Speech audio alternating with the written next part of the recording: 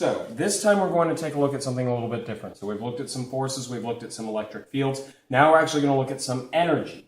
Now a lot of these equations look very similar, and that's because they're very closely related, but they are subtly different. Just to kick things off, I'm going to start things with, we've got the electric force, technically the magnitude, which is equal to K Q1 Q2 over R squared. And something directly related to that is the electric field, which is going to be K Q1 over R squared. It's exactly like the force, except we don't know one of the objects yet, so that's left out. We've also got the potential energy related to electric, so the electric potential energy, and that is K Q1 Q2 over R, not R squared. They look very close, but they have important differences. The force is over R squared, but the energy is only over R. And related to the energy, we have the electric potential, which is K Q1 over R. Once again, like the electric field, it's a way of keeping track of things that we don't know both objects. As we work with circuits, you'll get an idea as to why we want to have something that is independent of the second object, so we can put anything there and still be able to work with it. The one thing that I will bring up, I would also recommend that you simply treat this as the magnitude.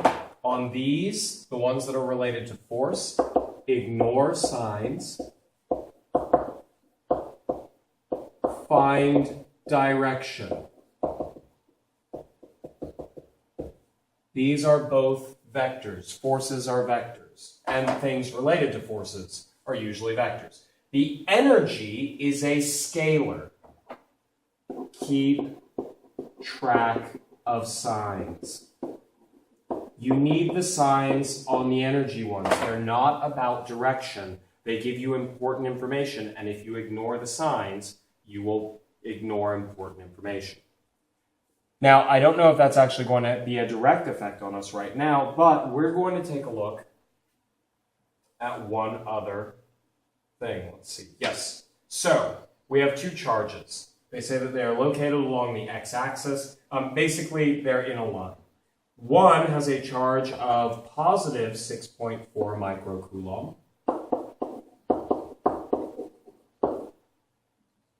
And the second has a charge of negative 3.5 microcoulomb.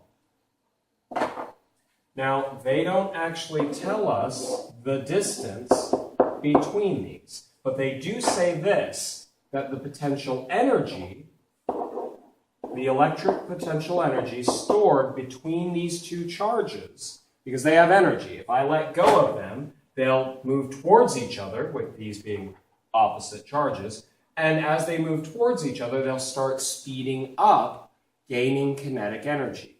They'll gain kinetic energy from electric potential energy that they would lose. As they get closer together, they begin losing that potential energy. All right, the potential energy here is, they say that there is a total potential energy of negative 0.047 joules. They also provide that the Coulomb constant is 8.99 times 10 to the 9th Newton meter squared per Coulomb squared. So they're using the more precise version of it. They also have the acceleration due to gravity is 9.81 meters per second squared, though I'm not certain if that's actually pertinent information here, so I wouldn't worry about it too much. Our potential energy, as we saw in the equation just a moment ago, is equal to K Q1 Q2 over R. We said that we have a potential energy of negative 0.047. That's going to be equal to K 8.99 times 10 to the positive 9th. Hopefully I won't keep making mistakes and add negatives where there aren't supposed to be any. Times one of the charges. Let's go negative 3.5 microcoulomb, which is negative 3.5 times 10 to the negative 6th coulomb, times the other charge that we've got, positive 6.4 microcoulomb. Positive 6.4 times 10 to the negative 6th coulomb. Sorry, I'm running out of room there. Divided by R.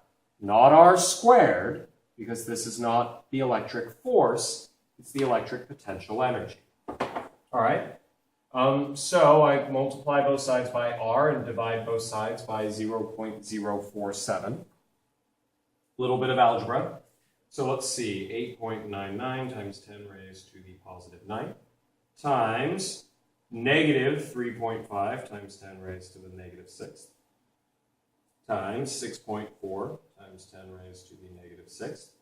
I'm just putting them in pieces so I know that the calculator does exactly what I want. And then I'm going to divide that by negative 0.047. If I have done this correctly, I find that R equals 4.28 meters. Let me double check. 4.28 meters is exactly what I've got. This is how we solve this. Once again, do not overlook the negative. The negative has a very specific meaning when it comes to energy. Specifically, potential energy is always kept track of with respect to some reference point. In this case, we have an energy level that is actually 0.047 energy beneath our reference point of 0. We'll talk a little bit more about that in class, but do not overlook those negatives.